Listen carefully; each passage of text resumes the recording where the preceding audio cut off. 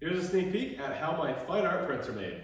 Once they're ready to print, this is the process. Let's have a look. The type of printer that I use is a 44-inch Epson printer specifically designed for fine art reproduction and photographic printing and graphics. So what you'll find with this printer is 11 different colors of ink to give it the most color range possible. A lot of like photographic printers and that sort of thing will use anywhere from like 4 to 6, sometimes 8 colors of ink, which limits color reproduction and that sort of thing. That's why the one I use, it has 11, just to give it maximum color range, the best tonal transitions, and the best detail, etc. Not only that, but they're also archival pigment-based inks. This is what G-Clay printing looks like. You may have heard the word G-Clay. This is the type of printer G-Clay prints come off of because those inks are pigment-based inks that give it like a 200-year fade resistance, basically. And this is the result. So each one of my photographs is specifically paired with a very particular type of fine art paper. And what I mean by fine art paper is 100% cotton-based papers because it's the best. It's the best base for a paper to print on, in the fact that it's going to have the most longevity, and the coatings are very high-end, and they're going to reproduce the colors and the gamut and the sharpness and the detail and everything else as best as possibly can be done.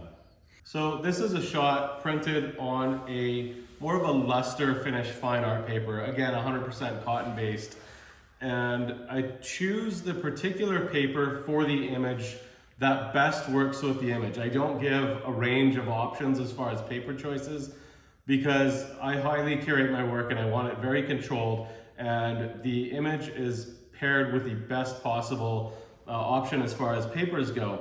And pretty much every single paper I select is very low glare, so you'll never need to worry about glare with any of my work. I'll pick one of 3 things. Typically it'll either be like a luster type semi-gloss, such as you see here, or like a smooth matte fine art paper, a textured fine art paper, and in some cases with like Northern Light shots, a fine art metallic, which are all cotton based and the best of the best. It's all very specifically selected for the image.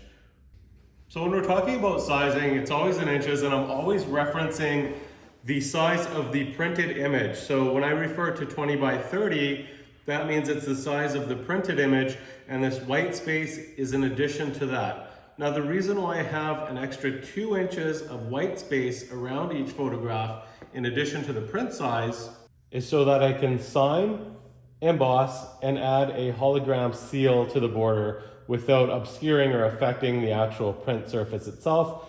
And signing the mat and that sort of thing, it's not a good look. I just don't like it. I used to do it a long time ago. I don't anymore.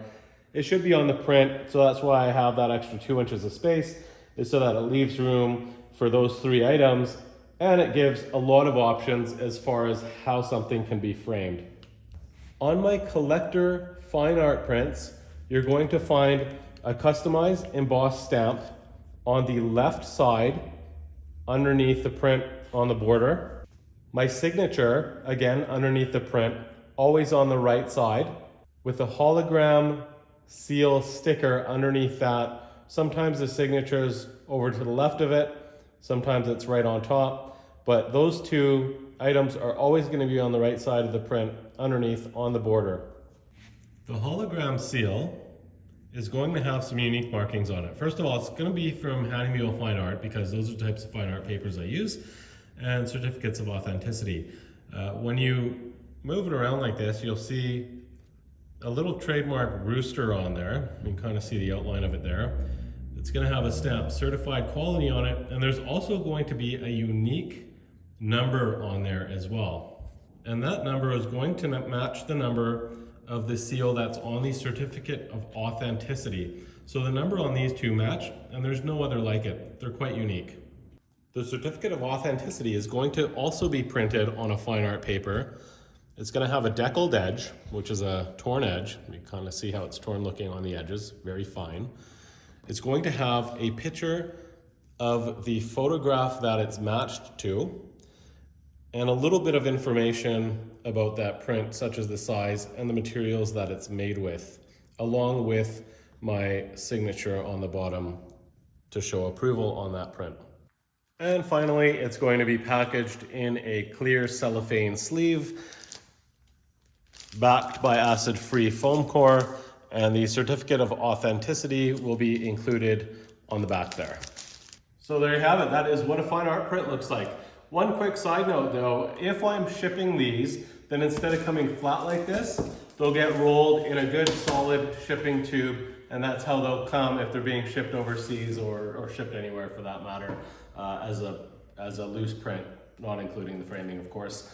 As you can see, speaking of framing, huge selection. In the background, I do a lot of custom framing for people, and I could set you up with something that'll look absolutely phenomenal, so I can take care of all of that stuff for you. So there you have it. Hope you enjoyed.